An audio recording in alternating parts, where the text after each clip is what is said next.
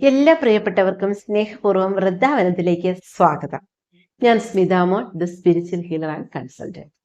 അപ്പൊ നമുക്കേ 2025 മകനക്ഷത്രക്കാരുടെ ഫലം എന്താണെന്ന് നോക്കാം.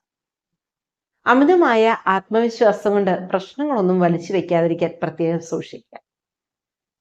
നാക്ക് വളരെയധികം നിയന്ത്രിച്ച് വേണം നമ്മൾ ഓരോ വാക്കുകളും മറ്റുള്ളവരോട് പറയാനായിട്ട്. കാര്യവിജയവും തൊഴിൽ നേട്ടവും ഒക്കെ ഉണ്ടാകുമെങ്കിലും നമ്മുടെ ചില വാക്കുകൾ കൊണ്ട് മറ്റുള്ളവർക്ക് വേദന ഉണ്ടാവാനുള്ള സാധ്യതയുള്ള വർഷമാണ്. ആരോഗ്യ കാര്യങ്ങളിലെ പ്രത്യേകം ശ്രദ്ധ വേണം കേട്ടോ. എപ്പോഴെങ്കിലും ഒക്കെ കഴിച്ചിട്ട് എപ്പോഴെങ്കിലും ഒക്കെ അങ്ങ് ഉറങ്ങാമെന്ന് ചിന്തിച്ചാൽ തെറ്റി. അത് വേണ്ട. കൃത്യസമയത്ത് കഴിക്കുകയും കൃത്യസമയത്ത് ഉറങ്ങുകയും ചെയ്യുക. അതിനുശേഷമുള്ള പണിയും കാര്യങ്ങളൊക്കെ മതി കേട്ടോ. അല്ലെങ്കിലേ ആരോഗ്യം അങ്ങോട്ട് പണി മുടക്കും. ഇടയ്ക്കിടയ്ക്ക് നമുക്ക് പ്രശ്നങ്ങൾ കൂടുതലായിട്ടൊക്കെ ഉണ്ടാവാനുള്ള സാധ്യതകളുണ്ട്.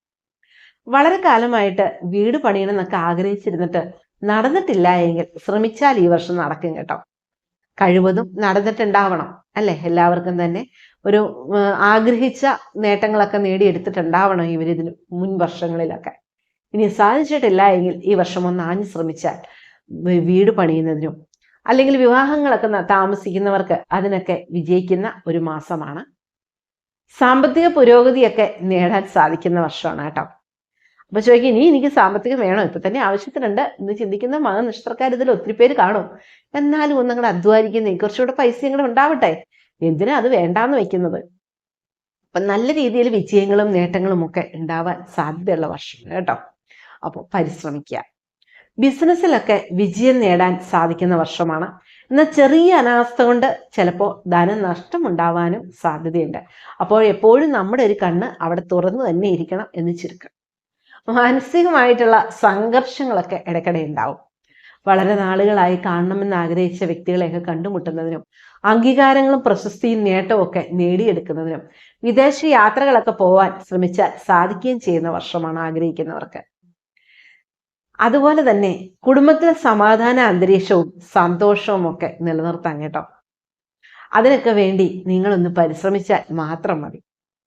വളരെ മിതമായി സംസാരിക്കുകയും വളരെ മിതത്തോടു കൂടി നമ്മൾ മറ്റുള്ളവരോട് ഒരു ഒരു അകൽച്ച ഇട്ട് നിന്ന് കഴിഞ്ഞാൽ പലപ്പോഴും പല ബന്ധങ്ങളും വളരെ ദൃഢതയോടുകൂടി തന്നെ മുന്നോട്ട് പോകുന്ന വർഷമാണ്. പെട്ടെന്ന് നമുക്ക് ദേഷ്യമൊക്കെ ഉണ്ടാവാൻ സാധ്യതയുണ്ട് ഈ വർഷം. അതുകൊണ്ടാണ് വാക്കുകൾ സൂക്ഷിക്കണം എന്ന് പറഞ്ഞത് കേട്ടോ. എന്നാലും ജീവിതത്തിൽ ആഗ്രഹിക്കുന്ന നേട്ടങ്ങളൊക്കെ നിങ്ങൾക്ക് നേടിയെടുക്കാൻ സാധിക്കും. വസ്തുവകകൾ, ആഭരണങ്ങൾ, അതുപോലെ സ്ഥാനമാനങ്ങളൊക്കെ നേടിയെടുക്കാൻ ശ്രമിച്ചാൽ സാധിക്കുന്ന വർഷമാണ്. ആഗ്രഹിക്കുന്നത് എന്തും നേടുന്നതിനും അതെല്ലാം കൈപ്പിടിയിൽ ഒതുക്കണമെന്ന് ആഗ്രഹിക്കുന്നവർക്ക് അത് നേടാൻ സാധിക്കുന്ന വർഷം കൂടിയാണ്. ഇപ്പൊ അടുത്ത ചോദ്യം, ഇതെല്ലാം ഇനി എന്തെല്ലാം പ്രശ്നങ്ങളാണോ വരാൻ കിടക്കുന്നതെന്ന് അറിയോ? ഇതിനിടയ്ക്കാണോ ഇനി നല്ല സമയം? പക്ഷെ പ്രശ്നങ്ങളൊക്കെ വരും പോകും. മഴ വരും, കാറ്റ് വരും, വെയിൽ വരും എന്നൊക്കെ പറഞ്ഞ പോലെ തന്നെ പ്രശ്നങ്ങൾ വരും പോകും.